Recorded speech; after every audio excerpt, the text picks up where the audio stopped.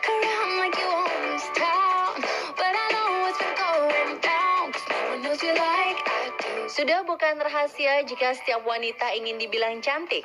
Tapi bagaimana sih menurut Anda definisi cantik? Sick of your attitudes, no one knows you like I do. And now Media berperan penting dalam membentuk opini masyarakat tentang kecantikan. Di era modern, cantik itu didefinisikan sebagai wanita dengan tubuh yang tinggi dan langsing, kulit putih mulus, rambut panjang dan mengkilap. Jika sebelumnya tolak ukur kecantikan itu berasal dari Eropa, perkembangan K-pop dan K-drama membuat masyarakat mulai melirik wanita Asia sebagai role model. Mata bulat, bibir merah dan tipis, kulit putih, leher jenjang, dan muka tirus. Para selebritis Korea sendiri harus mengorbankan tubuh dan uangnya untuk menciptakan bentuk tubuh dengan definisi cantik ideal melalui operasi plastik. Alhasil, kita suka sulit membedakan wajah artis-artis Korea ini karena memiliki struktur serupa. Padahal kita semua tahu bahwa manusia diciptakan berbeda-beda. Ada perbedaan ras dan gen yang membuat kecantikan itu relatif di berbagai negara. Kulit manusia, bentuk rambut, dan struktur muka diciptakan beragam.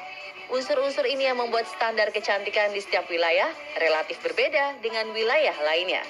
Belum tahu kan kalau ternyata di Afrika makin hitam kulit Anda, maka semakin mempesona di mata lelaki? Bahkan di masa sekarang, ketidaksempurnaan bisa berubah menjadi sebuah kecantikan yang mendunia.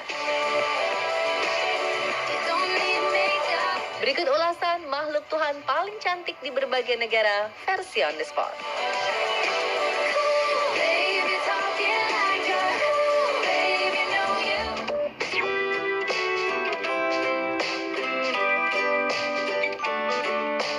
Anda mungkin masih ingat puluhan tahun lalu, masyarakat kulit hitam tidak mendapat tempat di berbagai profesi strategis, apalagi di dunia modeling. Masyarakat awam saja kerap memandang sebelah mata orang berkulit hitam. Ini juga yang dirasakan Nyakim Gatwech ketika pindah ke Amerika Serikat. Nyakim bahkan disuruh mandi lagi oleh teman-temannya ketika tiba di sekolah. Gadis asal Sudan ini kemudian menyadari bahwa dirinya berbeda dengan teman-temannya. Namun keadaan ini tidak membuatnya minder. Nyakim berusaha agar bisa selalu percaya diri. Nyakim juga mengikuti ajang fashion show di sekolahnya. Meskipun ditertawakan, dia merasa memiliki semangat ketika berjalan di atas catwalk.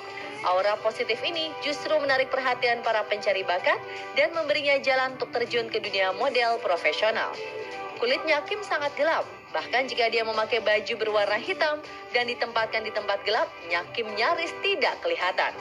Namun kulit yang sangat gelap ini ternyata menjadi unsur kecantikan khas ketika bersatu dengan aura positif yang ada di dalam diri Nyakim. Dia pun berkeliling dunia dengan profesi modelnya dan mendedikasikan diri untuk menyebarkan penilaian tentang kecantikan tradisional, bahwa setiap orang dengan kulit apapun memiliki kecantikan yang hakiki.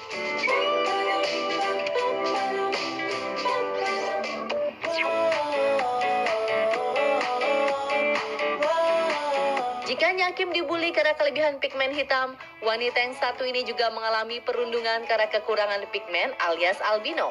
Nastia Zitkova lahir dengan kondisi tubuh yang seluruhnya putih. Rambut dan bulu matanya pun berwarna putih. Dia satu-satunya di dalam keluarganya yang memiliki kondisi tubuh seperti ini. Menjadi berbeda dengan orang-orang di sekitar itu tidak enak. Setiap hari, Nastia harus mendengar ejekan dan sering dijuluki si muka pucat. Tinggal di Rusia dengan keadaan tubuh seperti itu bukanlah sebuah keberuntungan. Orang-orang Rusia selalu merendahkannya. Untuk mengembalikan kepercayaan diri anaknya, Ibu Nastia pun memutar film-film anime Jepang yang tubuhnya mirip dengan Nastia. Dari film-film ini, Nastia mulai terinspirasi dan percaya bahwa orang seperti dia punya kemampuan ajaib. Selain itu, Nastia memiliki mata yang indah. Jika kita perhatikan, ada warna pink terpancar dari balik bulu mata putih Nastia.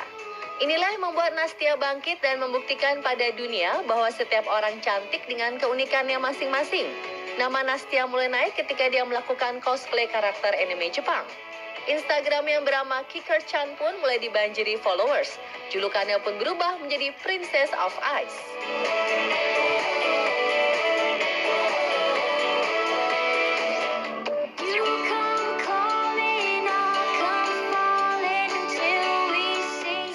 Terlahir dengan Down syndrome sering dipandang sebelah mata. Namun tidak dengan Madeline Stewart. Dia punya mimpi yang tinggi dan ibu yang hebat. Kristen Stewart, ibu Madeline mengetahui keinginan putrinya adalah menjadi model. Namun, proporsi tubuh anak Down syndrome umumnya tidak memungkinkan untuk menjadi model. Tubuhnya gemuk dan kurang tinggi. Rosen tak kurang akal. Makanan Madeline benar-benar dijaga. Dia tidak boleh makan makanan junk food. Madeline juga rajin berolahraga untuk membentuk tubuhnya. Perubahan dan usahanya ini diunggah sang ibu di media sosial.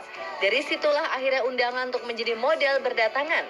Gadis penderita Down syndrome ini sudah menginjakan kaki di New York Fashion Week, Paris Fashion Week, London Fashion Week, runway Dubai, dan beberapa runway ternama dunia. Semua undangan ini tidak disia-siakan oleh Madeline dan ibunya. Dia tampil melenggak-lenggok dengan sempurna di atas catwalk. Madeline pun mencetak rekor dengan menjadi model Down syndrome pertama yang tampil profesional dan mendunia.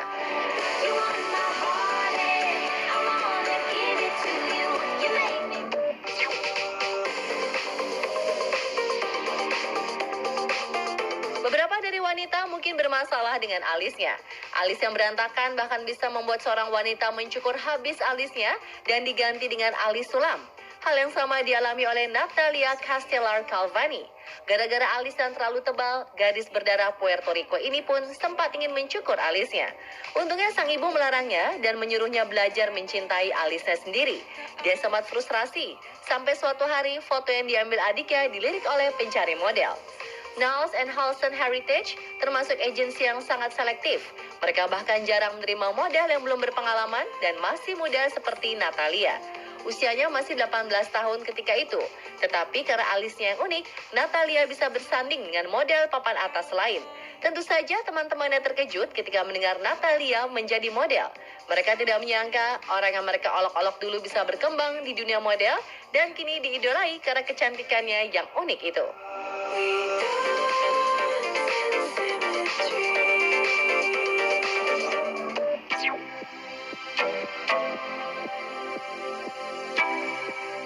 Seperti namanya, seorang supermodel haruslah sempurna dalam segala hal, mulai dari rambut, kulit, wajah, postur tubuh, hingga kesehatannya. Tidak jarang para model profesional harus bersiap-siap pensiun atau mencari usaha lain di usia 40 tahun ke atas.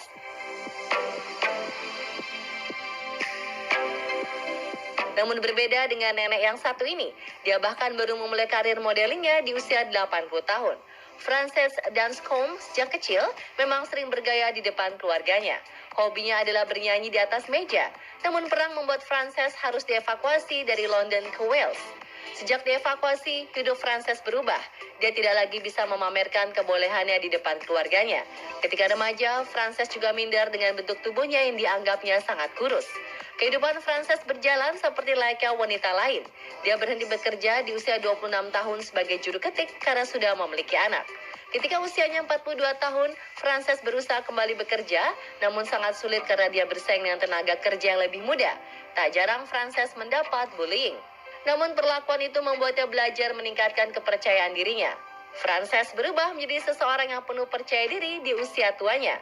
Sampai akhirnya sebuah agensi model mengundangnya untuk menjadi seorang model lansia di usianya yang ke-80.